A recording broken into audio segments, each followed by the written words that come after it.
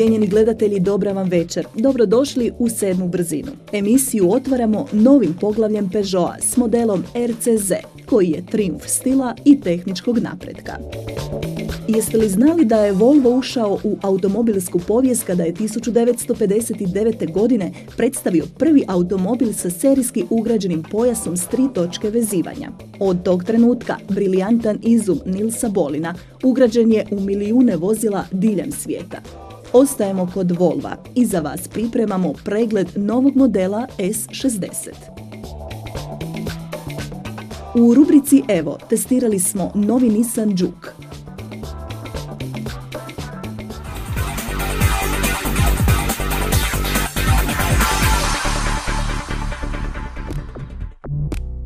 U večerašnjoj emisiji odlučili smo vam predstaviti jedan od prvih ekskluzivnih automobila s kojim je Peugeot pojačao svoju popularnu flotu.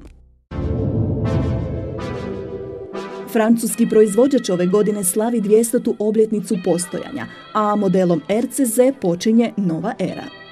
Inženjeri su iskoristili platformu PSA grupe na kojoj su nastali Peugeot 308 i Citroën C4, te su razvili kupe koji će se na tržištu boriti s Audijem TT i Volkswagen Scirocco. Iako je nastao na temelju modela 308, RCZ je prvi pravi Peugeot kupe s konfiguracijom 2+2. Peugeot ima dugu i poznatu tradiciju proizvodnje sportskih automobila, a to iskustvo korišteno je i u razvoju RCZ-a, modela koji je drukčiji od ostatka ponude. Dizajn kupea već je dobio mnogo pohvala, a neki tvrde da je i ljepši od konkurencije. Automobil interpretira klasičnu arhitekturu kupea uz originalno dizajnirani krov s dvostrukim izbočenjima. Fluidan i modern dizajn naglašavaju aluminijski lukovi krova, dok sportski i mišićav izgled naglašavaju širi bokovi. Prednji kraj podsjeća na model 308, dok stražnjim krajem dominira novi trodimenzionalni Peugeotov znak, te dvostruki kromirani završeci ispušnog sustava. Impresivan vanjski dizajn slijedi i ekskluzivna unutrašnjost. Armatura iz modela 308 obložena je kvalitetnim materijalima i uljepšana analognim satom koji podsjeća na tradiciju klasičnih sportaša. Kvaliteta unutrašnjosti na zavidnoj je razini. Korišteni su vrhunski materijali poput kože, brušenog aluminija i kroma. Sportska prednja sjedala nude nizak sportski položaj, dok se upravljač može namjestiti po dubini i visini. Profinjenu unutrašnjost moguće je obogatiti različitim mogućnostima personalizacije. Unutrašnjost nudi mnogo prostora, no za ugodniju vožnju na stražnjim sjedalima treba žrtvovati nešto prostora ispred prednjih sjedala. Prtljažnik zaprima 384 litre, a u podnici se krije dodatni prostor. Preklapanjem stražnjih sjedala dobiva se 760 litara. Uz niže težište, čvršće opruge i amortizere te široki trag kotača, RCZ nudi odličan doživljaj vožnje. Dobar raspored težine i elektrohidraulični upravljač zaslužni su za neutralno i precizno upravljanje. Za bolju aerodinamiku zaslužan je aktivni spojler na stražnjem kraju automobila, koji se automatski podiže ovisno o brzini, te nudi dodatne količine potiska pri većim brzinama. Za zaustavljanje RCZ-a brine se sustav kočenja s ventilirajućim diskovima dimenzija 302 i 202 mm, dok se u najsnažnijoj izvedbi s THP motorom od 200 konjskih snaga isporučuju još veći diskovi promjera 330 mm. Za sigurnost Peugeotovog kupea brine se čitav niz sustava poput ESP-a, ABS-a i ASR-a. Tu su još sustavi koji detektiraju pad tlaka u gumama, te inteligentna kontrola proklizavanja koja reagira u uvjetima slabijeg prijanjanja na cesti. RCZ u serijskoj opremi dolazi s 4 zračna jastuka. Peugeot je pripremio bogatu serijsku opremu, dok je lista doplata upotpunjena mnogim detaljima za personalizaciju. Popis osnovne opreme počinje s 18-inčnim aluminijskim naplacima, a tu su i svjetla za maglu, parkirni senzori, sportska sjedala, kožno kolo upravljača i ručica mjenjača, audio uređaj s komandama na upravljaču, Bluetooth te električni paket. U dodatnoj opremi moguće je naručiti 3 vrste kože za unutrašnjost automobila: grijana sjedala, senzor za kišu, osvjetljenje prostora oko vozila, dok se s paketom Vision dobivaju zakretna ksenonska svjetla s pranjem. Kupci kojima nije dovoljan RCZ-ov upečatljiv dizajn mogu svoj automobil oplemeniti s racing naljepnicama, drukčijim bojama lukova krova te različito dizajniranim naplacima od 18 ili 19 inča. RCZ se može naručiti s 2 benzinska THP agregata i jednim dizelašem. Osnovni 1,6 litreni THP benzinac razvija 156 konja. Riječ je o turbomotoru s direktnim ubrizgavanjem goriva, koji uz ručni 600-stupanjski mjenjač do 100 km/h stiže za 8 sekundi. Prosječna potrošnja iznosi 6,7 litara na 100 km. Vrh ponude je 1,6 litreni THP motor s čak 200 konja, koji je prava mjera za iskorištavanje punog potencijala ovog automobila. Uz maksimalni moment od 225 Nm pri 1700 okretaja u minuti, RCZ do stotke stiže za 7,5 sekundi, s potrošnjom od svega 7 litara.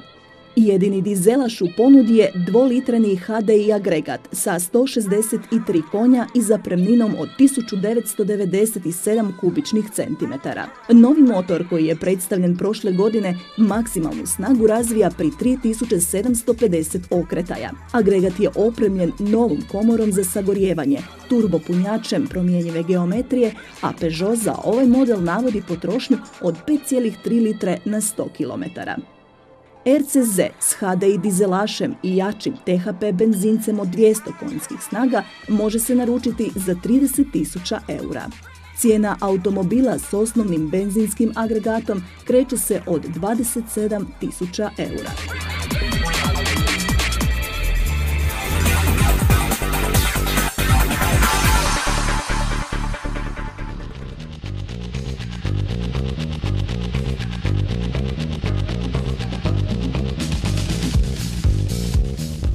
Prva generacija Volva S60 predstavljena prije 10 godina označila je kraj kutijastog dizajna kojim se švedski proizvođač koristio još od 80-ih godina, a najveći noviteti skrivali su se ispod lima. Slična revolucija najavljena je prije 2 godine otkrivanjem koncepta novog modela S60.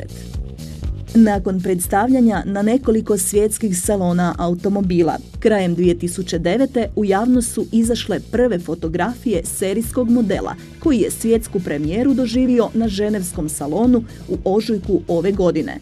2 mjeseca kasnije u Belgiji pokrenuta je proizvodnja, a očekuje se da će se godišnje proizvesti 90.000 automobila.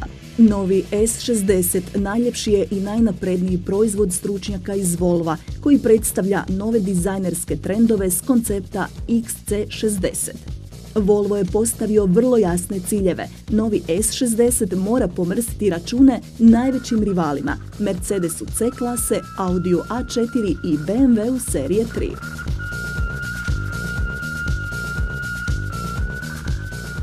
Automobil je napravljen na platformi SUV-a XC60, a dizajn mu je jedan od najvećih aduta.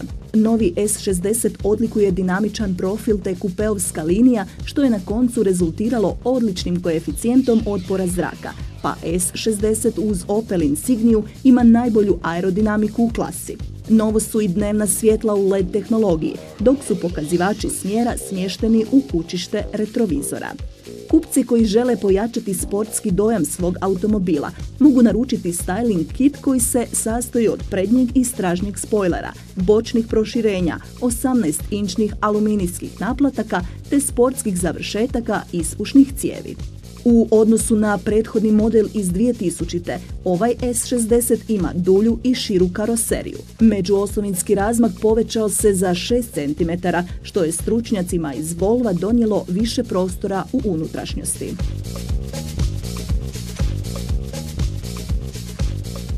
Odličan sportski dizajn obično za sobom povlači i manje prostora za putnike, no u ovom slučaju žrtvovan je jedino prtljažnik koji zaprima skromnih 380 litara.